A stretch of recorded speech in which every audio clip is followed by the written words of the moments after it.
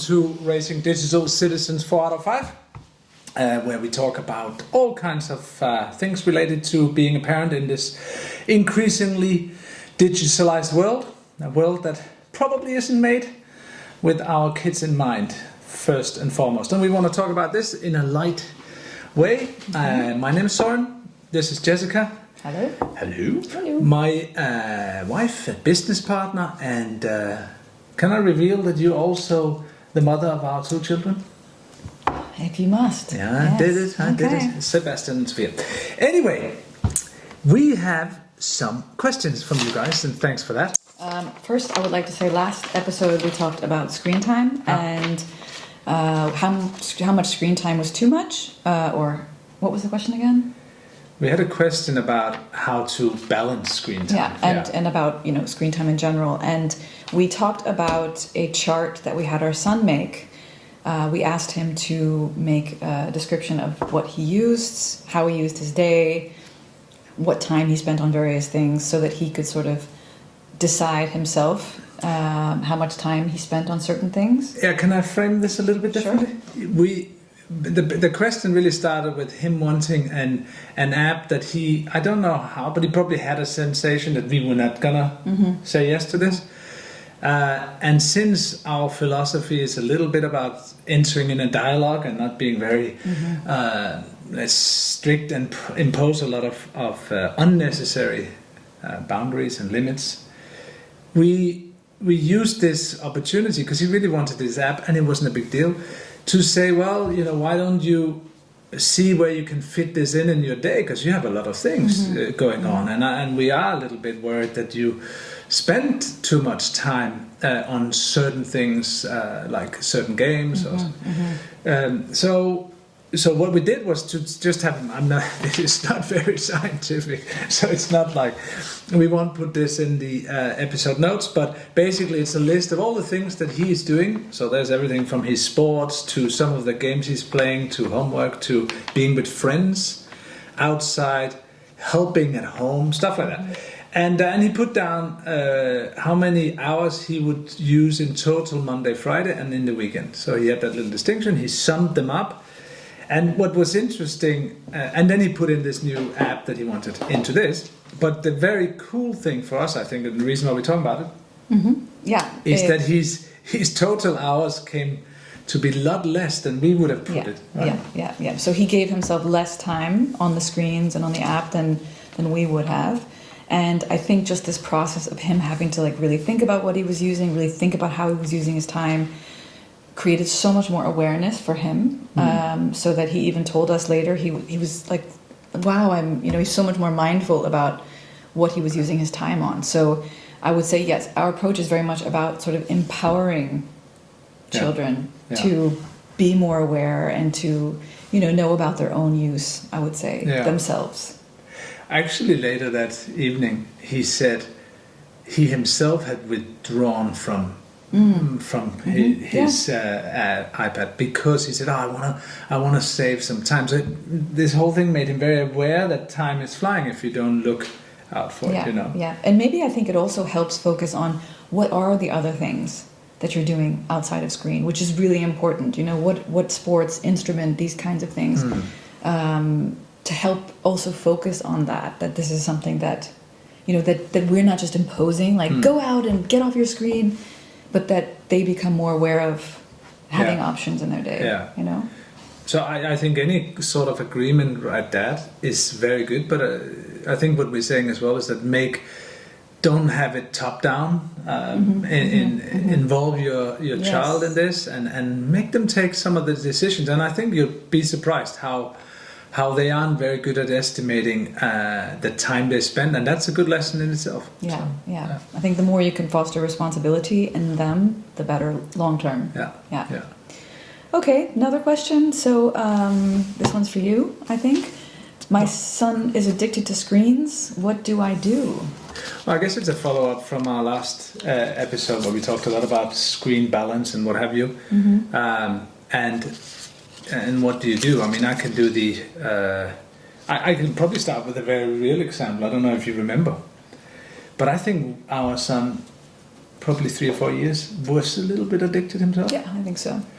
I don't like the word addicted, by the way, but bring it on, yeah, no, sorry. because I don't think it's that bad. No, it's I think it's a very heavy word. But anyway, yes, he was exhibiting signs of heavy dependence. He got very angry if he couldn't play, and this is a very innocent game. But you know, some of these games that they're not that innocent. You know, there's all kinds of point rewards. There were ads in this as well. All kinds of clever ways that just, you know, you go up a level, you get another challenge, and just about to finish, you get a little reward. You know, very much modeled on casinos and so on. So, and therefore, I don't mind sometimes putting up the flag that there are certain, also when measured in MRI machines, we do see that there's some similar things to addiction. But yeah, you can be addicted to things that are more serious. So what do we do? Yeah. Well, actually, the story's not the story's not very good because we were helped by external factors because we were traveling, and he himself had said, "Oh, I need to bring my iPad on the plane tomorrow." I told him to remember to bring the iPad because he wanted to play it before we left the next day. And I said, okay, you're going to be responsible for it. He said, okay. I said, you remember the charger and everything. And then when we got to the airport he had forgotten the iPad. So we actually were forced to have to eliminate screens for some time. So and it turned out to be a really great thing. He almost changed us a job. Yeah. I mean, it a little bit exaggerated, but our good friends obviously offered to send it back, and we were just holding off on that a little bit. They lived in a desert area, and so we told him that a camel was going to bring it back, so it was going to take some time. But just to say that now he was younger at the time, and I do think that younger children can also have a harder time regulating. Children are totally different. Like our daughter did not have the same issues, and I'm sure many parents can relate to some kids are a bit different with the screens than others. So I do think that having tech breaks and screen breaks, especially when they're exhibiting these kinds of symptoms, let's say, is a very good idea. And I think this question is really mentioned addiction, and I think then it is serious, as you said as well. If it really is have these behavior, I think it should be taken very serious, and I think it's worthwhile probably breaking down what causes it, break down also what is it that creates the addiction, and I would rather than what we did was just remove the device. I would probably advise that you're curious about what is happening, you know, and try and have your child express themselves. What is the frustration you feel? How do you feel afterwards? Why are you getting so angry? What is it you're playing? And then maybe make a plan together. You know, I think that curiosity around what is happening in their world is crucial, rather than it being, you know, very confrontational. You can't.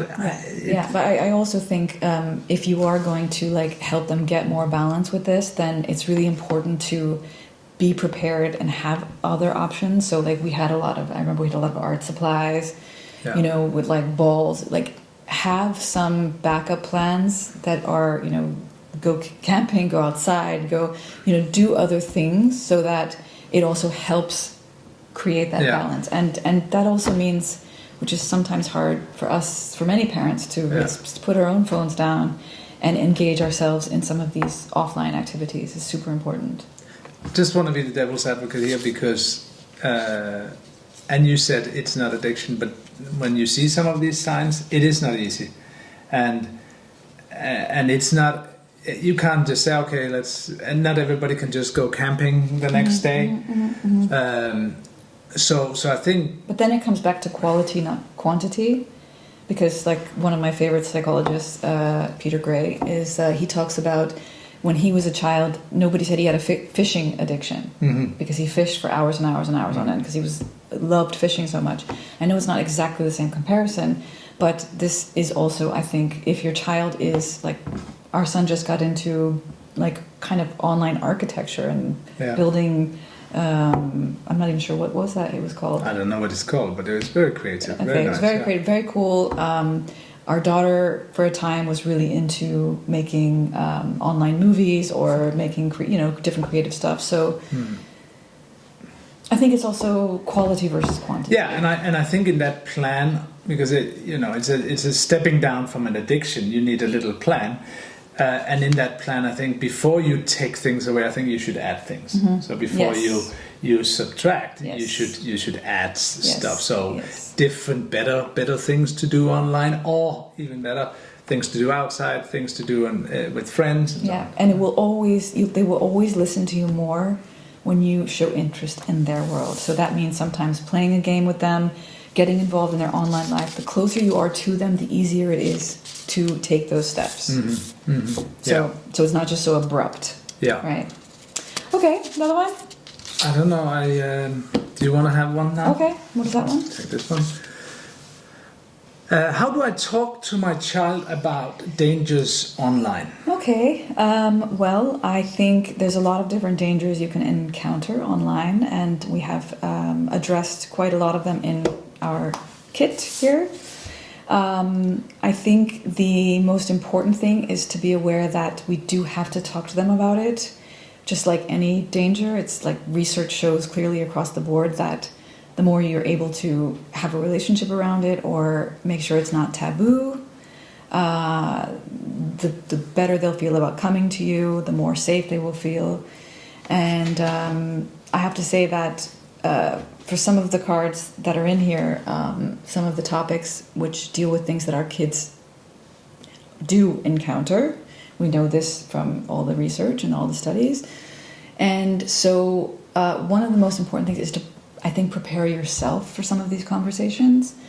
That's a little bit easier for you because you have a little bit of a different parenting approach than I do. But I grew up in a very strict family, so talking about certain things was more challenging for me. So I always advise parents to prepare yourself a little bit, depending on what it is you're going to talk about, so that you come at it with a very easy, cool, non-judgmental, open, like this is just part of life, and age-appropriate way of preparing them for things they might see. And kids, I always say, kids don't see taboo things. It's like we put these things onto them. So if you come at topics in an age-appropriate way, like it's just a part of life, then your kids will feel very comfortable coming to talk to you about it. And we've actually had experiences with our son where he has experienced some dangerous things online, and thank goodness, I still think it's because we did have these talks with him, he knew what to do, and he came to us and we were able to help him. So I think that means a lot. No, just on that last one, I think you're saying I think it definitely is, and we spoke to a parent last week as well that had not a dissimilar experience, but just because they had a little mention about it through one of the cards, it was, the barrier had been broken down, but it had been broken down by the adult, which is the right way. Because if we have difficulties in talking about some of these things, what is it going to be for them, right? So, but because the mother in this case had just started to talk a little bit about it with some sexualized images and what have you, and the child, when the child experienced, knew that it wasn't going to be complete taboo with the mom. So she came back and said to her mom, "Oh, I saw this," and showed it to her, and they dealt with it. And I think also one of the things we've seen is that it's often the parents that are the most would not naturally talk about these things that have found they've gotten the most benefit in their relationship. So I think like one of our sort of mottos is, if it's part of life, it should be part of education. And it's sometimes it's the dangerous things that are the most important to be addressed. Okay, last question. Do we have time for more?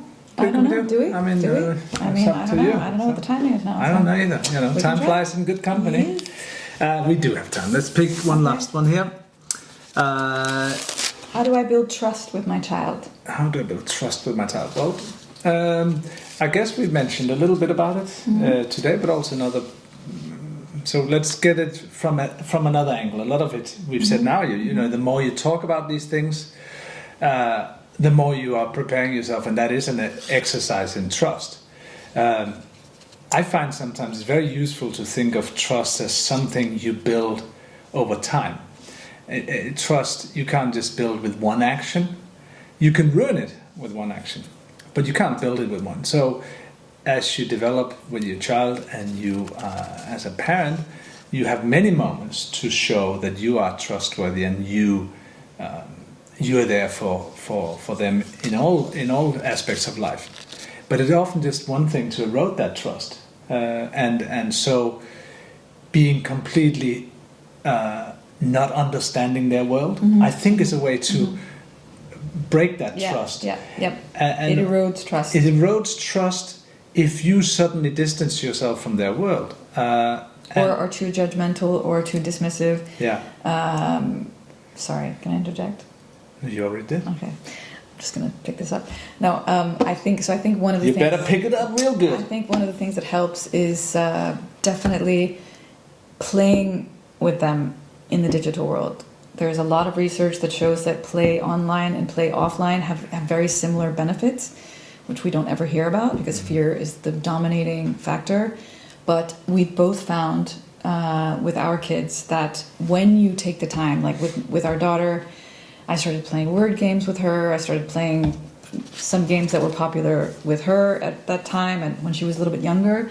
And it built so much trust, I think, between us. And you went from being very dismissive with video games with our son to being much more open. And that I have seen has clearly built much more trust with you guys. I mentioned it before, but the best advice I can give is not to don't become a gaming expert or don't engage yourself in all this, but just show some interest. Spend half an hour every now and again and see them play, see them interact with other people and stuff, and it's very little that it takes. Recognize that it's important for them. I think that's important. No. Like recognize that this means something. This is important for them. This is their world. Yeah. So it's not our world. That's true. But like, it's not nice to be told that it's it's just annoying, right? So that's where you break the bridge. Yeah, and respect that. I think some of those things that we tend to, or some parents tend to say, we have to throw out and leave behind us. This thing about you get. I don't know, maybe it's in Denmark we say that, but you get square eyes. Do you say that? No, you say that. We say that. We used to say that to our kids if they were, this was the television, but it was you get square, your eyes become square if you watch too much. But I hear parents today say this to their kids as well. And and what's that? Not in English, but anyway, no. We get it. Okay, thank you. I hear today, and it's just an example of a generational divide, you know, if you have no understanding and you think that, as you said, Peter Gray's example, that he was addicted to fishing, you know, it's something that probably the generation before would understand.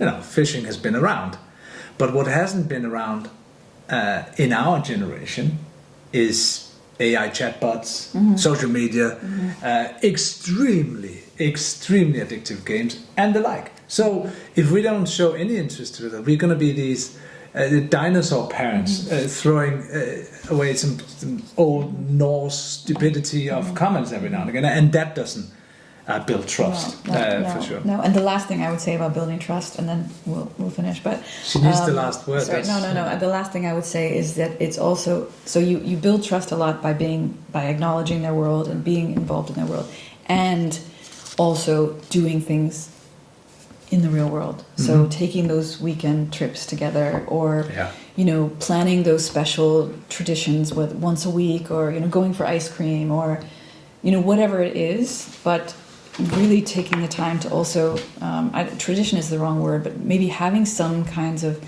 rituals that where you do things in the real world together. That also builds a lot of trust, because that's where you can talk about the online world and that's what we want. We want you to have a relationship in the real world also about the digital world.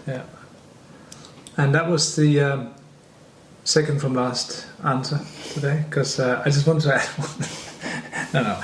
Yeah, if you set rules, as we've mentioned sometimes before, if you impose rules, try and stick with them. I think that's, if you're too flimsy around, not that you have to impose strong rules, but if you say, you get another, you then stick to them. I think that it's the builds same trust. in the real world, right? I mean, it's important to have boundaries, and it's important to stick to boundaries, but it does also help to involve them in the boundaries. Yeah. Very good. Yes, Well, very good. thank you for being here with us. This was 4 out of 5, and we don't have all the answers. You don't need to have all the answers, but we do need to be curious and keep the conversation going. So take care. See you next time.